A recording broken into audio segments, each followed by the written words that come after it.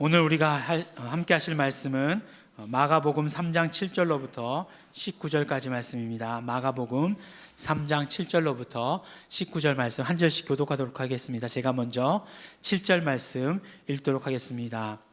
예수께서 제자들과 함께 바다로 물러가시니 갈릴리에서 큰 무리가 좇으며 유대와 예루살렘과 이두메와 요단강 건너편과 또 두로와 시돈 근처에서 허다한 무리가 그의 하신 큰 일을 듣고 나아오는지라.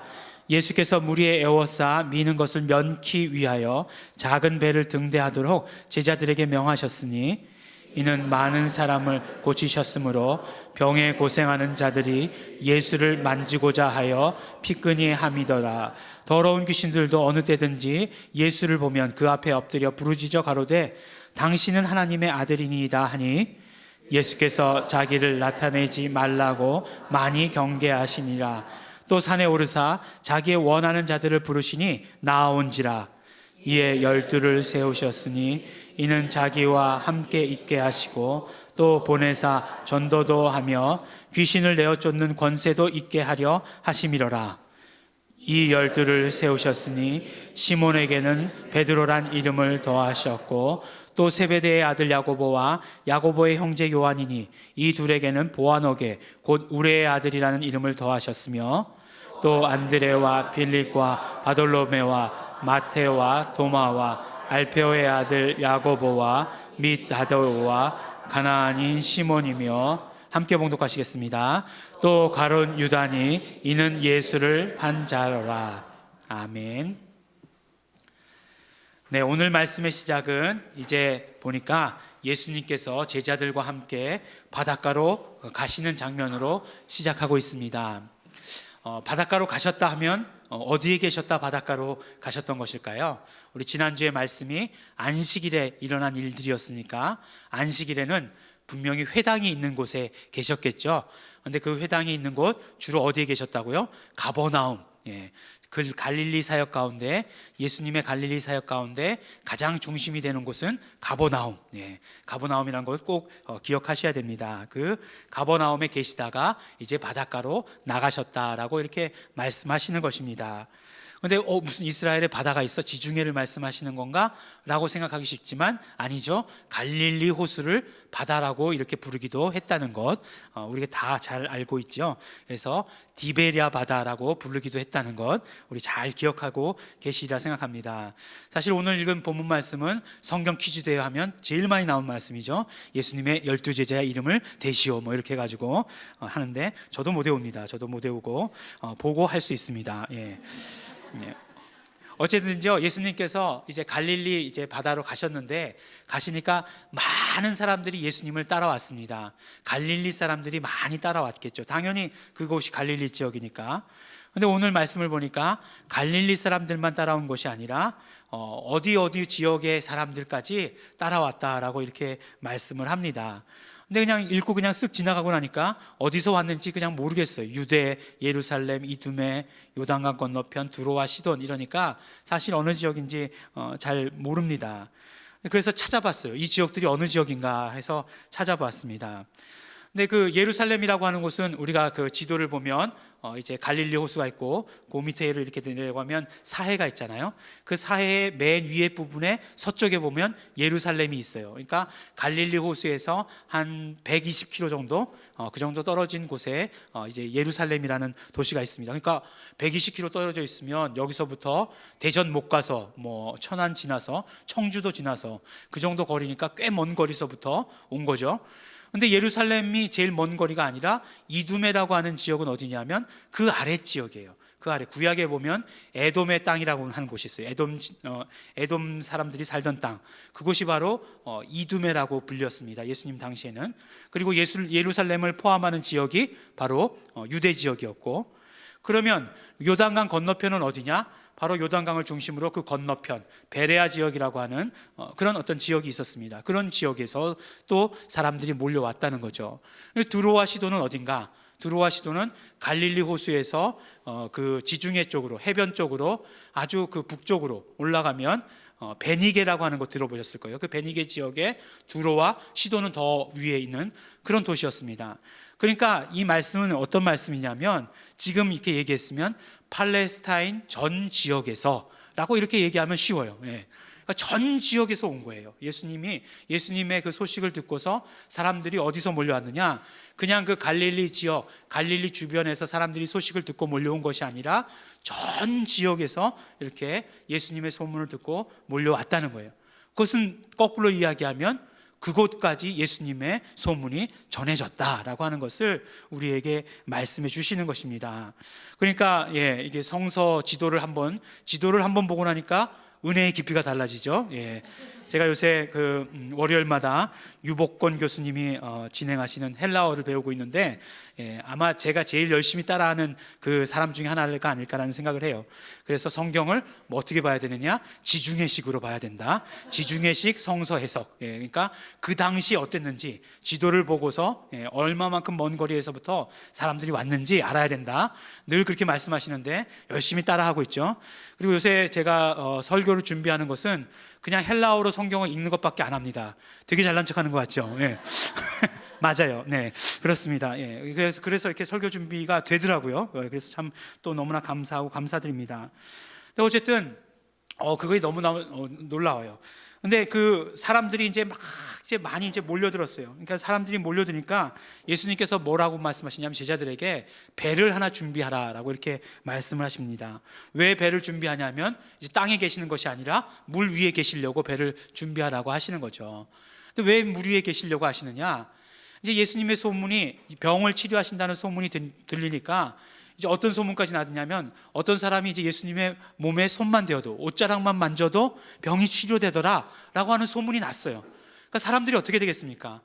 그냥 예수님의 옷자락을 만지려고 막 몰려들 거라는 거죠. 그러면 어떻게 되겠습니까? 큰 사고가 날 수도 있지 않겠어요? 그러니까 그것을 피하시기 위해서 예수님은 배를 타시고 배 위에서 말씀을 전하셨다라고 이렇게 하시는 거예요. 그런데 이 말씀을 딱 보다 보니까 갑자기 9월 말에 있었던 어떤 사건이 생각이 나더라고요. 그 이슬람 성지 순례 가운데 있었던 일이 있잖아요. 이슬람 교도들은 꼭 죽기 전에 5가지 일을 꼭 해야 된대요. 5가지 일을 꼭 해야 되는데 그 중에 하나가 뭐냐면 성지 순례라는 거예요. 근데 성지 순례인데 그들의 성지가 어디입니까? 바로 사우디에 있는 메카잖아요. 메카. 그 메카가 성지인데 그곳에 와가지고 성지 순례를 하는 인원이 200만, 300만 막 그렇게 된다는 거예요. 근데 그 사람들이 몰려 들어가지고 어떻게 됐죠? 압사했잖아요. 압사. 그것도 무슨 귀신을 쫓는 3개 탑이 있는데 거기다 돌을 던져야 된대요. 그래서 저는 그 돌을 던지면 또 앞사람 뒷꼭지에다 던지면 어떻게 되나 막 그런 걱정도 했는데 제가 걱정할 건 아니지만 그렇게 해서 죽은 건 아니고 하여간 압사해서 죽었다 이렇게 얘기하고 있잖아요. 근데 사우디에서 발표하기는 700명이 죽고 800명이 다쳤다 이렇게 얘기하는데 그 주변 이란에서는 뭐라고 얘기하죠? 2000명이 죽었다 이렇게 얘기하고 있지 않습니까? 그런데 오늘 말씀을 보면서 우리 예수님은 너무 다르다, 확실히 다르시다라고 하는 그런 어떤 생각이 들었어요. 자기의 사랑하는 자녀들을 압사시키지는 않으시는구나, 적어도.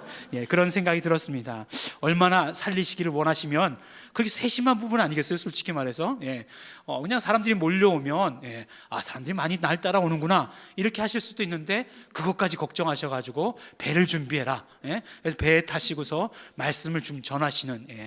정말 그 성경에서 그 세심한 부분들을 오늘 읽을 수 있다는 것입니다. 아주 그냥 깊이가 달라지죠, 성경의 깊이가. 아멘. 그 다음 오늘 그 장면 다음 말씀은 뭐냐면 바로 예수님께서 12제자를 부르시는 장면입니다. 근데 12제자라고도 하기도 하고 또 어떤 성경에서는 가로 열고 그 12제자를 12사도라고 부르기도 했다라고 이렇게 말씀하고 있습니다. 산에 올라가셔가지고 예수님께서 원하시는 사람들을 불렀다라고 이렇게 말씀하시고 그리고 예수님께서 부르실 때 그 사람들이 나왔다라고 이렇게 말씀하고 있습니다. 그러면서 재미있게도 예수님께서는 12제자를 부르시면서 12제자를 그냥 부르신 게 아니라 예수님께서 제자를 부르실 때는 그 제자를 부르시는 목적이 있으셨다는 거예요. 그 목적이 뭐냐면 3가지로 말씀하시는데 첫 번째 목적은 바로 함께 있게 하시려고 예수님께서 함께 있게 하시려고 제자들을 부르셨다라는 거예요. 두 번째 목적은 보니까 뭐라고 말씀하시죠? 내보내셔서 말씀을 선포하게 하시려고. 말씀을 전하게 하시려고 그렇게 예수님께서는 제자들을 부르셨다라고 말씀하십니다. 세 번째는 뭐라고 말씀하시냐면 바로 귀신을 내어 쫓는 권세를 주시려고 그렇게 예수님께서는 제자들을 부르셨다라고 말씀하시는 것이에요. 근데 이 부분과 똑같은 그것을 표현하는 부분이 마태복음에도 있고 누가복음에도 있다라고 말씀드렸죠. 근데 그 예수님의 제자를 부르시는 그 장면에 보니까 마태복음은 그냥 귀신을 내어 쫓는 권세를 주시려고가 아니라 거기다가 한 말씀을 더 붙였어요. 귀신을 내어 쫓는 권세를 주셔서 악한 귀신들을 내어 쫓고 또 온갖 질병과 허약함을 치료하게 하시기 위해서라고 하는 그 말씀을 덧붙였습니다. 그래서 보니까 제가 헬라어로 성경을 본다고 말씀드렸잖아요. 근데 헬라어는 이렇게 성경이 대한성서공회에서 나오는 딱 한 개만 있는 것이 아니라 여러 가지 사본들이 있어요. 여러 가지 사본들이 있습니다. 제일 권위 있는 사본을 보고 그 다음에 어떤 사본을 보니까 뭐라고 나와 있냐면 바로 귀신을 내어 쫓는 권세와 또 병을 치료하는 권세를 주시려고 라고 하는 그 두 가지를 다 기록한 그런 성경이 있다는 것입니다. 그러니까 마가복음에서 정말 이 제자들을 부르신 이유를 더 이렇게 정확하게 자세하게 이렇게 말씀하고 싶으셨던 거죠. 그러니까 어쨌든지 간에 이 세 가지 목적을 가지고 제자들을 부르셨다라고 말씀하고 계시는 것이에요. 근데 재밌게도요, 오늘 말씀을 보니까 이제 물론 말씀은 제 임의대로 잘랐죠. 본문은 제 임의대로 잘랐지만 오늘 말씀이 하나는 많은 무리들이 예수님을 따르는 장면이 나오는 말씀이 하나 있고 또 한 장면은 무엇이었냐면 바로 예수님께서 제자들을 부르는 그런 장면이 있는 것을 보았어요. 그러니까 많은 무리들도 예수님을 따랐고 제자들도 예수님을 따르는 사람들이었어요. 그것을 보면서 이렇게 생각하다가 많은 무리들과 예수님의 제자로 그 부르심을 받은 사람들하고는 어떤 차이가 있는 걸까라는 그런 생각을 하게 되었습니다. 왜 그런 생각을 하게 되었을까요? 사람들은 감정이입을 좋아하죠. 그래서 내가 어디다 동일화를 시킬까, 동일시를 할까라는 생각을 가지고 그 본문을 읽다 보니까 그렇게 된 거죠. 내가 무리에다가 나는 무리일까? 나는 제자일까? 이런 생각을 하다 보니까 그런 그 두 구분을 하게 된 것입니다. 근데 보면 누가 더 좋고 누가 덜 좋고 이런 차원의 이야기는 아니에요. 그런 이야기는 아닙니다. 무리들도요 대단한 사람들이에요. 왜 대단한 사람들이냐면 이전에 바로 나왔던 이야기들이 뭐냐면 바로 예수님과 바리새인과의 갈등을 말씀하고 있어요. 그러니까 뭐냐면은 그때 당시에 유대교의 그런 가장 중심, 또 율법을 지키는 것의 중심은 누구였습니까? 바리새인들이었어요. 바리새인들이었는데 이 바리새인들이 이제 예수님을 배척하기 시작한 거죠. 배척하는 정도가 어느 정도까지였습니까? 바로 예수님을 죽이려고까지 모의하는 그 정도까지 예수님을 배척하게 되었어요. 그러면 유대교에서 가장 중심되는 사람이 예수님과 배척하고 있는데, 그런데 많은 사람들이, 그 당시 사람들은 다 유대교에 속한 사람들이었을 거니까 그 많은 사람들이 예수님을 쫓았다라고 하는 것은 그것도 쉬운 일은 아니었을 것이다 라고 하는 거예요. 여러분들 그러실 수 있어요? 목사가 여기 여러분 어디 가지 마십시오 이렇게 얘기했는데 그런데 막 그냥 가고 그러시면 안 돼요. 예.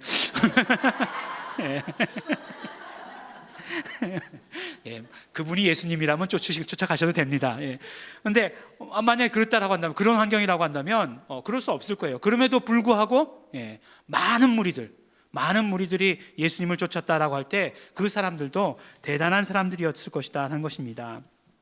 하지만 이 많은 무리들이 한꺼번에 많이 몰리기도 했지만 또 이 무리들은 한꺼번에 많이 떠나기도 하는 것을 성경을 통해서 보게 됩니다. 자신들이 어떤 그 말씀에 대해서 이해할 수 없을 때, 그럴 때 보면은 떠나가기도 해요. 또 이 많은 무리들 가운데는 배신하는 사람들도 있어요.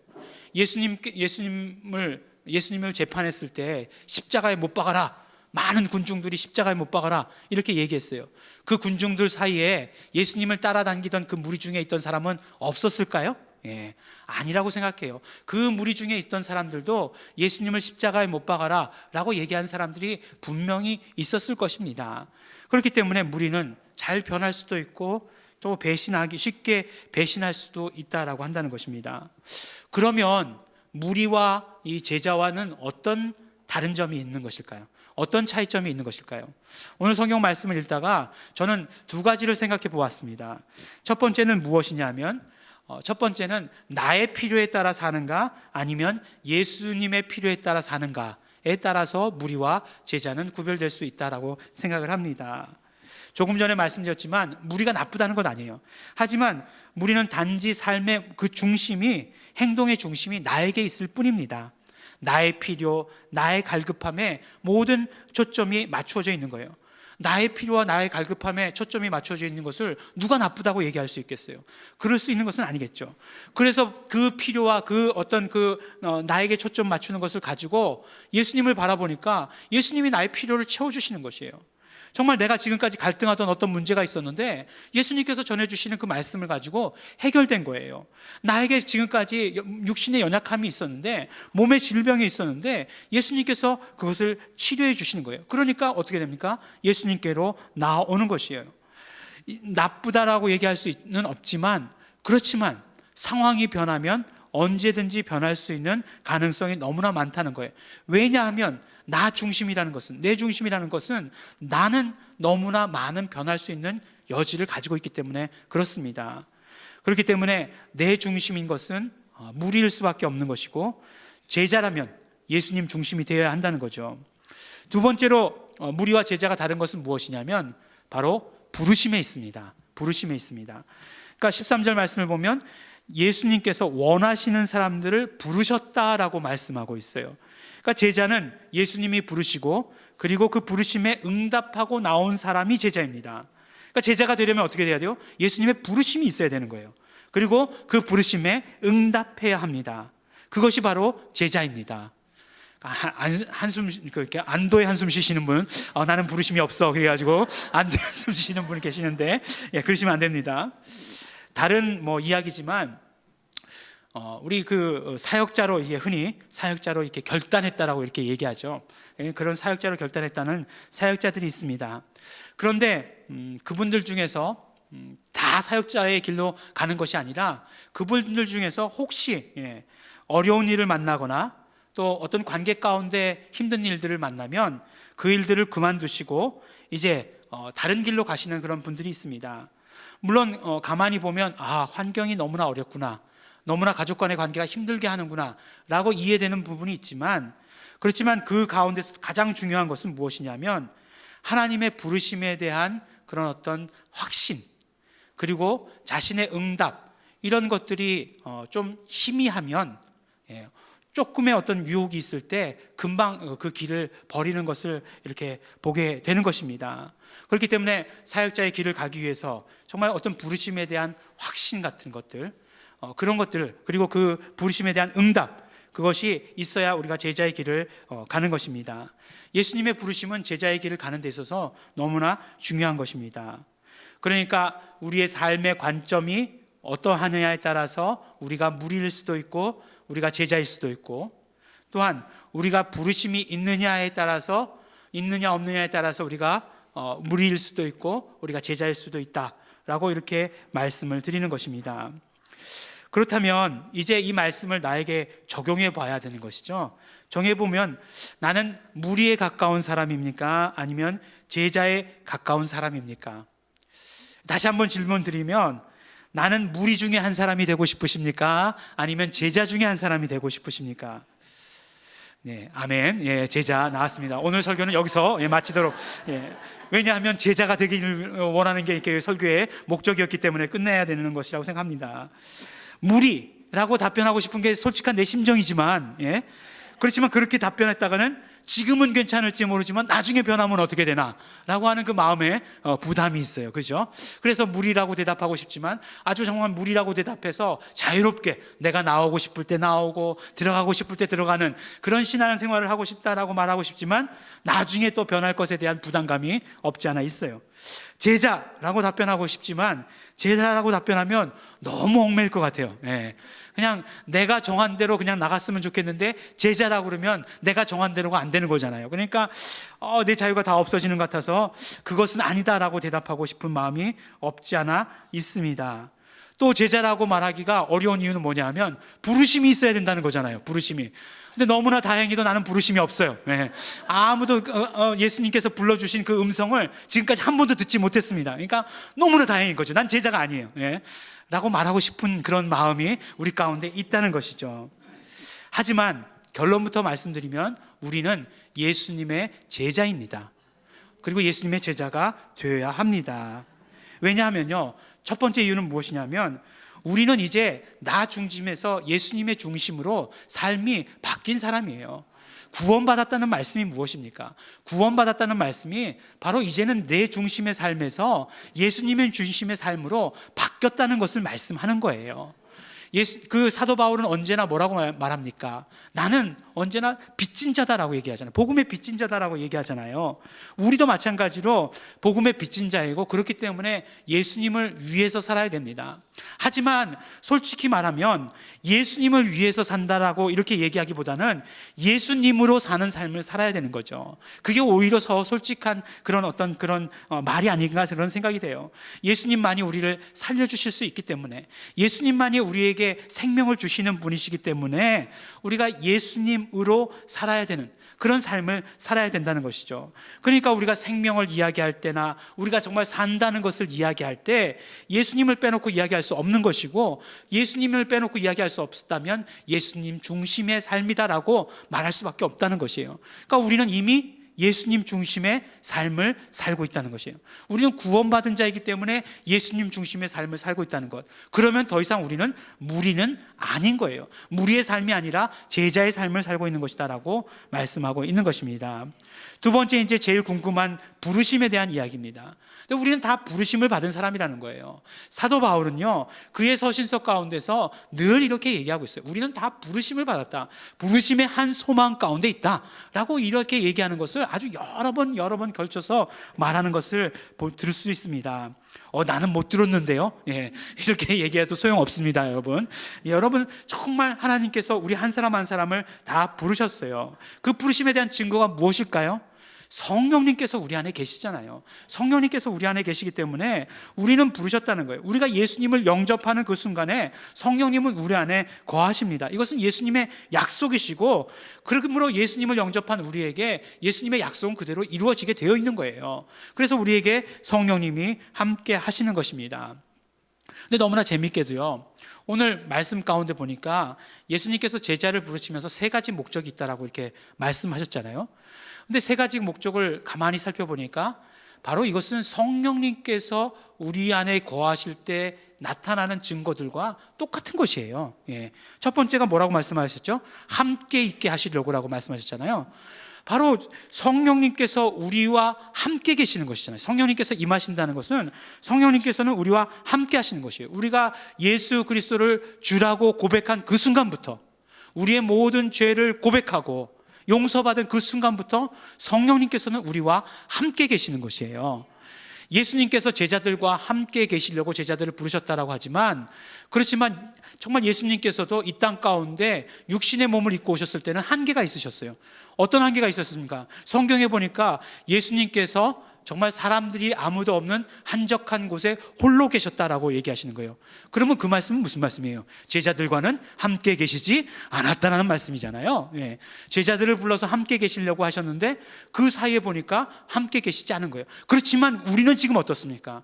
우리는 지금 성령님과 항상 함께 있는 거예요. 여러분들 교회 나올 때만 성령님과 함께 있습니까? 아니죠. 예, 우리가 교회 문을 나갈 때에도 우리의 모든 삶 가운데서 성령님은 언제나 영원히 우리와 함께 계시는 것이에요. 성령님께서 우리와 함께 계시다라고 한다면 우리가 제자입니까? 아닙니까? 제자입니다. 당연히 제자라고 하는 것을 우리는 알 수 있게 되는 거죠. 두 번째로 뭐라고 말씀하고 계세요? 제자들을 부르신 목적이 정말 그들을 보내셔서 복음을 전파하게 하기 위해서 제자들을 부르셨다라고 말씀하세요. 그러면 성령님께서 우리와 함께 하실 때 우리는 성령님의 도구로 쓰임 받는 것이잖아요. 근데 성령님이 하시는 일이 무엇입니까? 예수님을 증거하시고 예수님을 변호하시고 하시는 일을 하시는 것이에요. 그럼 우리가 그 도구로 쓰임 받는다는 것은 무엇입니까? 우리도 예수님을 증거하고 예수님을 변호하고, 그러기 위해서 예수님을 증거하고 예수님을 변호하기 위해서 복음을 전하고 하는 일들을 하는 것이에요. 정말 우리 주변에 뿐만 아니라 나가서도 정말 복음을 전하는 일을 하는 것입니다. 그렇기 때문에 성령님께서 우리와 함께 하신다라고 한다면 우리는 나가서 복음을 전하는 것이고, 그것은 우리가 곧 제자인 것을 우리에게 말씀해 주시는 것입니다. 특히 우리 공동체에 국한해서 이야기한다라고 한다면 우리는 예수 이름의 복음이라고 하는 정말 독특한 그런 어떤 사명을 받았어요. 그 복음 전파를 사명으로 받았습니다. 그렇다라고 한다면 어떻겠습니까? 더더욱이 우리를 제자로 택한 것임에 틀림이 없다라고 말씀해 주시는 것입니다. 마지막으로 제자를 부르실 때 권세를 주시려고 제자를 부르셨다라고 말씀하시잖아요. 그런데 정말 성령님께서 우리 안에 계실 때 성령님의 나타나심, 성령님의 일하심, 이런 것들을 성경에선 뭐라고 말씀하고 있습니까? 능력이라고 말씀하고 있잖아요. 능력을 표현하는 것으로 말씀하고 있지 않습니까? 그렇기 때문에 우리가 정말 성령님과 함께 있다, 그러면 우리는 함께 성령님과 함께 능력을 소유한 자가 되는 것이고, 성령님께서 우리 안에 계심으로 말미암아 우리는 하나님과 한편이 되어가지고 우리도 그 마귀를 대적할 수 있는, 병을 고칠 수 있는 능력을 우리도 받아 가진 것이다 라고 이렇게 말씀해 주는 것입니다. 마태복음에서 아주 자세히 말씀했다고 말씀드렸죠. 바로 이러한 능력을 갖게 되면 귀신을 내어쫓게 되어 있고, 또 병을 고칠 수 있는 능력도 있고, 우리의 모든 연약한 것들도 다 고칠 수 있다라고 이렇게 말씀해 주시는 것입니다. 성령님의 임하심으로 말미암아 우리는 이런 능력을 갖게 되었어요. 예수 이름을 소유한 우리는 이런 능력을 갖게 되었습니다. 그렇다라고 한다면, 이런 능력이 있는 자라고 한다면 그 예수님께서 이런 능력을 주시려고 제자로 선택하셨는데 우리에게 그 능력이 있다라고 한다면 우리는 제자가 아니겠는가 하는 것이에요. 우리는 당연히 제자인 것이죠. 그러므로 여러분, 예수님의 제자입니까? 물어본다고 한다면, 누가 물어본다고 하면 어떻게 대답하시겠습니까? 예수님의 제자입니다, 이렇게 대답하셔야 하는 것입니다. 근데 정말로 재미있는 사실은 뭐냐면, 사실 우리가 무리와 제자를 구분하기 위해서 이렇게 말씀드렸지만 참 예수님의 제자들도 예수님의 공생의 기간 동안 보면 많이 부족한 부분들이 있었어요. 2% 정도가 아니라 그것보다 훨씬 더 많은 퍼센트가 부족한 모습들이었습니다. 무리만 떠나고 배신한 것이 아니라 제자들도 떠나고 배신하고 했던 것들을 볼 수 있어요. 예수님께서 십자가에 달려서 돌아가실 때 예수님 가장 고통스러운 순간, 예수님 가장 어려운 순간 아니었겠어요? 우리가 그래도 의리가 있으면 그 사람들 다 알아요. 뭐라고 하는 거 다 알아요. 그러니까 가장 어려울 때 같이 있어줘야 된다는 거 잘 알아요. 그럼에도 불구하고 그 예수님의 십자가 밑에 예수님의 제자가 몇 명이나 있었습니까? 없었죠. 아무도 없었다 이렇게 얘기해도 틀린 말이 아니죠. 베드로가 예수님을 3번 부인한 것, 다 아는 이야기잖아요. 닭이 울기 전에 3번, 닭이 2번 울기 전에 3번 부인한 것, 다 아는 이야기예요. 심지어는 오늘 읽은 말씀 마지막에 보면 뭐라고 되어 있습니까? 예수님을 팔아먹은 제자도 있어요. 그러니까 어떤 면으로 보면 그냥 제자라고 했을 때도 사실은 마찬가지죠. 그런데 이들이 성령님을 영접하자 어떻게 되었습니까? 성령님을 영접하자 완전히 다른 사람들이 되었죠. 진짜 제자가 되었죠. 목숨을 구걸하지 않고 복음을 전하고 정말 전도하러 나아가고 그 먼 길, 생명의 위협을 무릅쓰고 또 먼 길을 떠나는 그런 모습들을 우리에게 보여주고 있는 것이 아닌가 하는 것이에요. 그렇기 때문에 우리도 성령님과 함께함으로 말미암아 참 제자의 삶을 살 수 있는 것입니다. 예수님께서 제자들을 부르신 그 목적 그대로의 삶을 성령님께서 함께하심으로 말미암아 우리는 살 수 있는 것입니다. 성령님께서 우리와 함께하심으로 말미암아 우리는 우리에게 맡겨진 그 사명들을 온전히 감당할 수 있게 되는 것입니다. 더 이상 정말 내 목적에 따라서, 내 필요에 따라서 바람에 흔들리듯이 사는 그런 무리의 삶이 아니라 예수님께서 나에게 맡겨주신 그 사명에 따라 성령님께 순종하면서 사는 그 제자의 삶을 살아가야 하는 것입니다. 우리는 모두 제자입니다. 예수님께서 우리 한 사람 한 사람을 부르셨습니다. 예수님께서는 우리 한 사람 한 사람과 함께 있기를 원하십니다. 우리를 보내셔서 정말 복음이 전파되기를 원하고 계십니다. 우리에게 귀신을 내쫓는 그런 능력이 있기를 원하고 계시는 것입니다.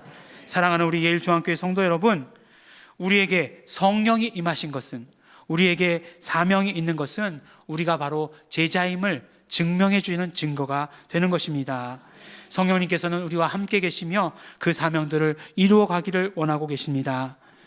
그러므로 제자의 삶을 살아가는 그 축복을 누리시는 우리 성도 여러분들이 되시기를 예수 이름으로 축원합니다. 우리 함께 기도하시겠습니다. 이 시간에 기도하실 때 우리 정말 감사하시면서 또한 우리 결단하시면서 소원하시면서 기도하기를 원합니다.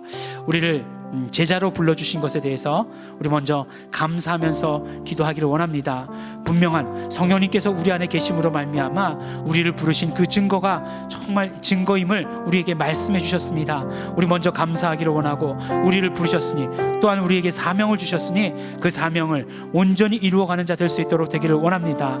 예수님의 뜻에 따라서, 예수님이 원하시는 그 부르심에 따라서 사는 자들 될 수 있도록 축복하여 주시옵소서. 우리 다 같이 감사하시면서 결단하시면서 또한 회개하시면서 우리 함께 기도하시겠습니다.